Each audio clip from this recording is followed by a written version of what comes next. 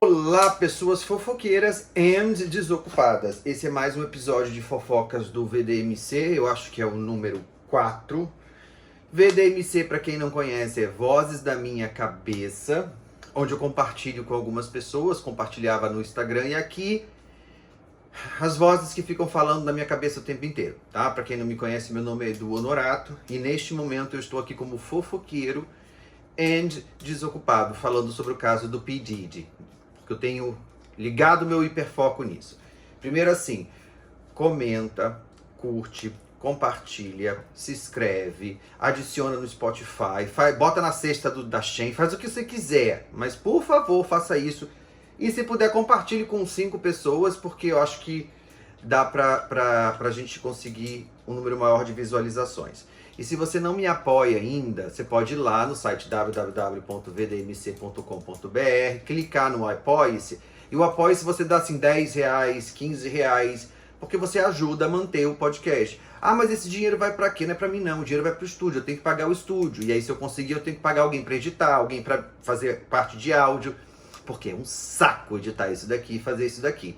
Então assim, valorizem as pessoas que vocês conhecem do audiovisual, porque é um pé no saco fazer isso. Então vamos lá, vamos falar sobre os últimos casos, as últimas coisas do caso do P. Diddy, tá certo? Tem alguns nomes que vão entrar agora, e aí eu mudei um pouquinho esse ângulo para ficar mais fácil, porque tem gente que me manda um monte de sugestão e é ótimo, né? Eu sei que eu vou aprender a mexer no áudio, até a imagem, a edição, mas eu tô tentando arrumar algumas coisas. A gente tá então com o quadro dessa maneira aqui, tá? Desde os últimos acontecimentos. Hoje é quinta-feira, 3 de outubro, tá certo? Alguns nomes vão entrar hoje, tá? Alguns nomes vão entrar hoje. Quem vai entrar primeiro? Deixa eu ver. Primeira coisa que é importante. O Diddy tá aqui, a J.Lo está aqui. Até o momento, J.Lo eu ainda entendo como uma vítima. Assiste o episódio de hoje do canal da Nath e Isa, que elas explicam toda a história da J.Lo com o Puff Daddy, por que ele virou Diddy e trocou o nome de Puff Daddy, até coisas muito legais sobre a criação do Google Image por causa desse casal, para vocês entenderem a grandiosidade desse caso. Então a J.Lo continua aqui como vítima, tem algumas coisas que são estranhas, que são importantes de ficarem como alerta. Ah, mas parece que ela pode ter cometido alguns crimes e tal. Sim, mas aí a gente sabe que as pessoas entram nesse mundo como vítimas. E eu vou falar o que eu sempre falo. Quando você tem, por exemplo, mulheres que são traficadas, que são usadas e depois acabam participando desse esquema, porque é uma maneira também de evitar certos sofrimentos. A gente não pode deixar de falar da Jaguar Wright. Essa é uma cantora, uma rapper, eu já postei foto dela aqui, é ela que tem falado tudo isso daqui. Vou pegar aqui, peraí, vamos fazer animado. A gente não pode esquecer que muita coisa aqui, quem falou pra gente foi a Jaguar. E ela sempre foi tida como louca, como doida, como surtada. Ela falou umas coisas muito doidas mesmo, mas tudo que ela falou se provou como realidade. Uma pessoa que vai entrar hoje, que eu andei estudando, porque eu sou uma pessoa muito ocupada, é uma pessoa chamada Ray J. E Ray J, ele vai entrar, assim como a Brandy e a Oprah, no roxo, porque tem algumas coisas estranhas. Então, peraí que eu vou fazer aqui. Ray J, ele vai entrar próximo da Whitney, aqui no meio, e da Brandy. Porque qual é a história do Ray J? Bom, a Jaguar tem vários vídeos em que ela fala sobre a morte da Whitney. E a versão dela é a mais estarrecedora de todas. O Ray J trabalharia com Clive Davis e com o Diddy, tá certo? Numa tentativa de derrubar a Whitney para que a Brandy subisse como cantora. É uma teoria muito doida, mas ela tem as suas questões. Bom, existe um boato forte de que Whitney estaria escrevendo um livro que fala sobre Clive Davis e a relação deles era muito doentia. Lembre disso porque vai entrar uma outra pessoa nessa história por conta dessa relação. A história que se rola lá em Hollywood, que a Jaguar fala bastante, é que o Ray foi quem deixou o dealer, o traficante, entrar no quarto da Whitney Houston e ele teria dado para ela uma droga batizada. Engraçado, foi isso que aconteceu também com a Janis Joplin. Vamos investigar quem é que trabalhava. Será que o Clive Davis trabalhava com a Janis Joplin também? Já pensou, gente? Que loucura. Não, corta isso porque vamos chamar de doido. Mas é uma coisa a se pensar, tá? Tudo bem. E aí, o RJ, que trabalha com o Didi e o Clive, tá certo? Estariam tentando derrubar o Whitney. Tem alguns relatos de que quando as pessoas encontraram a Whitney na banheira no dia 11 de fevereiro de 2012 e o relato foi que ela morreu de cocaína com alprazolam, eu não sei em que momento alguém disse que ela tinha marcas pelo corpo, o que gerou muita suspeita. Eu já tinha visto uma teoria de que a Brandy teria sido a pessoa que tinha encontrado o corpo da Whitney, mas isso teria sido abafado. Isso só corrobora com a entrevista que eu assisti da Brandy, e aí eu vou colocar um print aqui na tela. Isso aqui eu tô falando comigo mesmo para edição para eu não esquecer. Então, coloca a foto da entrevista aqui na tela agora, Eduardo. Em que a Brandy diz, ela fala sobre a morte da Whitney, a tragédia, não sei o quê, e ela diz assim: eu estava no mesmo hotel. Eu vi quando os médicos falaram assim, ela não tem pulso, ela não tá respirando, mas eu não sabia que era a Whitney Houston. Ligou um alerta, porque eu lembrei dessa teoria maluca, tá certo? Então, a Brandy estava no hotel, tudo direitinho. Logo depois dessa data aqui, de 2012, ela chega a ter uma música ou outra, alguma coisa que foi lançada, um novo... Eu fui olhar a carreira dela hoje porque eu não lembrava muito dela. Mas, lembrando que qual era a ideia? Didi e Clive, utilizando o RJ, que era próximo de Brandy, queriam derrubar a Whitney para que a Brandy assumisse. Aí, vocês que são fofoqueiros de plantão, eu estava dirigindo e estava assistindo, vendo, assim, ouvindo alguma coisa no YouTube, conectado no meu carro, né, no áudio. E tinha uma mulher falando sobre a morte da Whitney, da Brandy, e ela fazia uma análise assim, que inclusive a presença da Brandy ali, a morte da Whitney favoreceria essa história dela vir como grande cantora. Só que depois eu não consegui pegar mais esse vídeo por causa do algoritmo. Então se alguém sabe que vídeo é esse, é tipo um talk show e uma mulher que está sendo entrevistada, que eu achei no começo que era a Wendy Williams, mas não era. Eu acho que ela tá com uma blusa azul, porque eu quero reescutar essa entrevista para ver ainda essa ligação, para saber porque a Brandy realmente estava lá. Tá. A Brandy, então, lança alguma coisa ou outra, meio estranha, só que aí, de 2015 a 2020, a impressão que você tem é que ela não parou de cantar ou fugiu da música, porque aí ela cresce numa carreira de atriz. Ela tem vários seriados e filmes e coisas que eu não sei, não conheço muito bem, mas dá pra ver que ela meio que abandonou a carreira de cantora, voltou agora com nova música, mas numa gravadora, como é que eles chamam? Dessas gravadoras independentes. Então assim, ela não tá tocando nas plataformas em todos os prêmios, você não vê ela nesses prêmios mais. Eu pelo menos nunca, se bem que eu não vejo prêmio também, então, ok.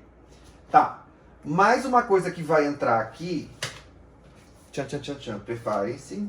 Jennifer Hudson. Também tá de roxo, já entenderam?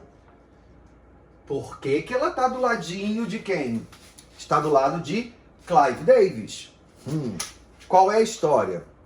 Segundo a Jaguar, nossa querida Jaguar, a Jennifer se aproxima do Clive Davis porque ela quer ter o mesmo tipo de relação que a Whitney tinha com ele. E aí ela dá a entender que ela tipo que vendeu a família. Tem uma entrevista do Jaguar muito pesada em que ela descreve essa relação. Ela diz que um dos momentos, parece que o Clive Davis foi o grande manager da Jennifer Hudson, mas que ligou um alerta de que, poxa, peraí, né? Todo mundo sabendo que esse cara era escroto e ela foi lá. Ela dá a entender, ela diz assim, que ela pagou um preço muito alto para ter o sucesso que ela tem, né? E aí a gente sabe a carreira que ela tem, né? A Jennifer... Todo mundo, quem conhece. E aí a Jennifer, eu sei algumas coisas porque eu gostava dela no American Idol. Ela não ganhou. E aí ela fez filmes, ela ganhou Emmy, Grammy, Pop, Pipoca. Até troféu imprensa ela deve ter ganhado, né? Então é uma carreira bem estrondosa. Lembrando que o Didi e o Clive Davis precisavam preparar uma nova geração de divas do R&B. Então toda pessoa que surgia lá tinha que passar pelo crivo deles. E o crivo, vocês já sabem qual é o crivo, né? A Jago Wright também reforça a teoria da Beyoncé. Reforça a teoria dizendo que a Beyoncé, ela realmente ela faz parte desse esquema, mas como uma pessoa que não é esposa do Jay-Z, porque seria a empregada dele e obedeceria a ele, o que reforça a ideia que ele falava antes de tráfico de mulheres dentro do R&B, o que é uma coisa muito doida, mas que não deixa de ser possível. Mas que é com o passar dos anos ali dentro, e ela poderia ter sido, ao mesmo tempo que ela é vítima, mas ela poderia ter sido cúmplice ou testemunha de outros crimes. Eu acredito muito nessa teoria, tá bom? Aí, tchan. Acreditem se puderem. Temos mais um post-it preto. E post-it preto, vocês sabem o que significa. Significa morte. Então, quem vai entrar aqui agora? É uma mulher chamada Kathy White. E ela vai estar relacionada com este braço da trindade do mal de Jay-Z e Beyoncé. O que eu consegui descobrir dessa história? Prestem atenção. As teorias da conspiração da internet lembram que esta mulher era amante de Jay-Z, tá certo? E que ela estaria grávida dele. Alguma coisa assim. Não sei se essa história da gravidez é meio fraca. Só que a mídia começou a procurar ela porque todo mundo sabe, começou a vazar que eles eram amantes. E aí ela negou. Só que depois parece que teve um reviravolta e ela aceitou falar com a imprensa para falar. Acho que alguém parece que pagou não sei quantos milhões para ela dar uma entrevista. Ela topou participar e aí 2 dias depois ela morre. E a morte dela é uma morte que vai ficar então em roxo. Por quê? Ela morreu de um aneurisma. Ai. Quais são as teorias? Ela morreu no dia 1 de setembro de 2011. E segundo as teorias do povo que está surtando na internet, ela deu entrada no hospital com um chamado, né, em que dava a entender que ela tinha uma ferida na cabeça, que suspeitava-se que fosse de tiro, mas na verdade quando foram investigar mais a fundo, ou quando foram fazer o atestado de óbito dela, ela morreu de um aneurisma. E aí assim, eu sou de humanas, eu não entendo de anatomia, mas eu acho que o aneurisma não explode a cabeça de dentro para fora, a ponto de confundir com um tiro. Pode quem recebeu o chamado, quem ligou pro 911, a ambulância, né? O que quer que seja, eu acho que não se confundiria, certo? Então é uma morte suspeita. Tentei achar essa informação, não consegui. O máximo que eu consegui foi achar aquelas páginas de, sei lá, quando dizem que a pessoa morreu e bota a fotinho e fala a família, os amigos, e o eulogy, sei lá como é que chama essa porcaria, tá bom? Então essa morte vai entrar aqui também, porque esse aneurisma dela tá meio estranho.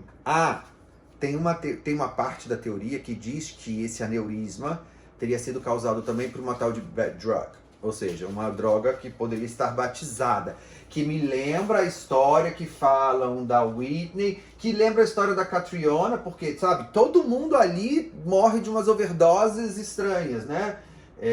Uma pneumonia, um zolpidem, né? A Whitney com cocaína, o Prince com fentanil, o Michael com benzo. É tudo muito solto, né? Tá, aqui foi. Tem algumas questões que estão aparecendo, mas assim, não tá dando tempo de eu ver tudo, porque assim, claro, eu preciso viver, ó. Escrita e criada por Manuel Carlos. Isso aqui é porque eu sou casado com a primeira Helena, homem de Manuel Carlos. Meu esposo é uma Helena de Manuel Carlos, igualzinho. Toca piano e anda devagar. Então eu preciso viver também. Então tenho um compromisso ainda hoje com a Helena. Tem algumas coisas que estão aparecendo. O hearing dele, né, a audiência dele vai ser no dia 8. Ou seja, tem alguns dias aí para as pessoas aparecerem, porque ele pode sair ou não. A minha amiga Cris, não sei falar sobre o nome dela, que é uma correspondente do Fofoqueiros e Desocupados do Canadá. Se você quiser ser correspondente, é só você me mandar as fofocas pra gente lendo. Ela falou, inclusive, que teve uma reviravolta nos advogados do caso e ele contratou uns advogados já especialistas em pena de morte. Ok? Ele já sabe que a merda vem forte, né? E tem também uma informação de uma atriz canadense que fugiu de uma freak-off party, que é aquela zona toda, seria uma dessas survivors da vida, e então deve ter alguma coisa interessante ali também. Tem outra coisa que eu quero investigar e estudar, é a relação da Ellen DeGeneres com ele, tá certo? Porque é uma relação estranha, eram BFFs. Ellen, aquela loirinha muito legal, descolada, que depois descobriram que ela era uma super narcisistazinha. Eu acho que é isso por hoje. Aqui não tem mais nada, aqui não tem mais nada. Ah, tem sim, pera. Acharam que ia se ver livre de mim? Não, não vão, né? Não ficou aqui, não ficou escutando? Agora senta então que vai ter palestrinha. Vai aprender alguma coisa de útil, entendeu? E vou aproveitar para falar de novo. Se você não me apoia, vai lá no apoia-se, né, no vdmc.com.br, clica no apoia-se e aí você vai contribuir sim, porque eu tô gastando meu tempo aqui e a gente tem que eu tenho que pagar pessoas para editarem para mim, porque senão eu não vou conseguir gravar mais. Vamos lá. Ah, sim, claro, vocês observaram que lindíssimo, né? Lindíssimo. Lembra que eu falei dos negócios da Cat Ventura? Esse aqui é da Viva. Vário. Né?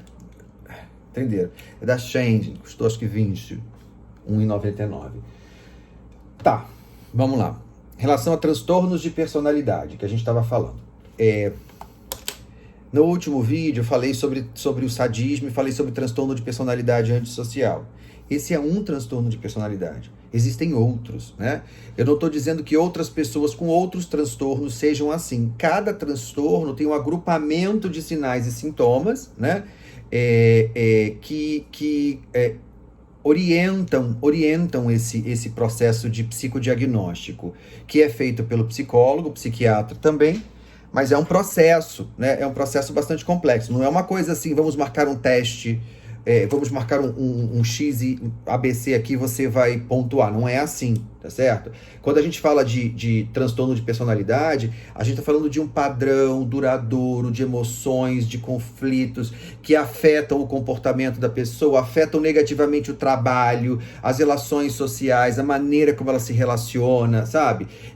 São pessoas que têm muita dificuldade de lidar com alguns conflitos, de lidar com mudanças, se adaptar ou se isolar. Então, assim, tem vários subtipos. E aí, por que não é uma questão de marcar XXXXX? Porque não é assim que funciona em saúde mental e nem em saúde, né? Nem qualquer área da saúde. Vou pegar um exemplo. Por exemplo, quando você pega médico infectologista. Eu vou falar infectologia porque, assim, é uma das áreas da medicina que eu fico assim, todos que eu conheço são inteligentíssimos, né? Porque é uma área bastante complexa. Imagina se alguém virasse e falasse assim, tem febre? Tem. Tem pintinha pelo corpo? Tem. Tem não sei o quê? Tem. Pronto, já sabe qual é o diagnóstico da pessoa. Não sabe. Ela precisa do olhar, da escuta clínica desse médico, da experiência, da vivência, do toque, do exame, da história de vida, da história pregressa, da anamnese.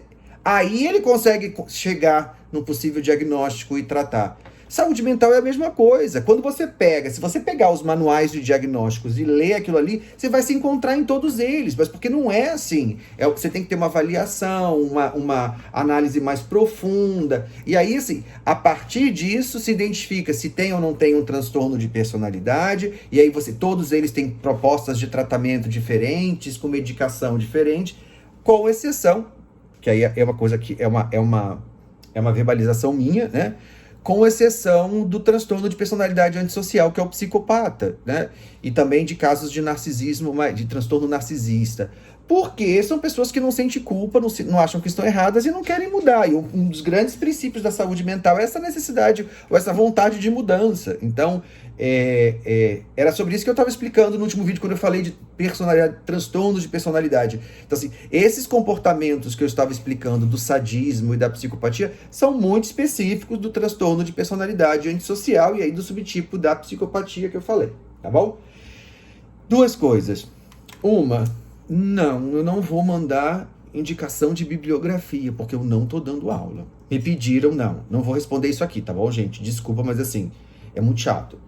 E a segunda é que, assim, eu fui aplicar prova na universidade e ontem, eu tava dando aula lá ontem, aplicando prova, e aí eu encontro algumas pessoas que me param e falam assim, ai, mano, me conta essa história do Didi. Não, meu amor, não dá pra contar em 5 minutos, não. Nem 10 minutos, nem 40 minutos, nem 50. Tem 4, 5... A Nath e a Isa estão com 18 vídeos ali. É coisa pra caramba. É como se eu fosse te começar... Ah, tô assistindo, sei lá... Tô assistindo esse dos dragões, sei lá, de 10 temporadas. A Grey's Anatomy na 18ª temporada. Mas quem é Derek? Não, pelo amor de Deus, tá, gente? Então, assim, não dá pra explicar muita coisa, não. Eu acho que eu falei de tudo. Falei do Apoie-se, falei de... aí eu vou ter que anotar agora no meu... Já tô usando 2 cadernos, a coisa tá ficando complicada. Já vou ter que anotar aqui nesse outro caderno o que eu prometi que eu ia investigar ainda. Investigar, estudar e apresentar para vocês. Tá bom? É isso. Nos vemos mais. Se alguém tiver alguma fofoca nova, por favor, me manda, me conta.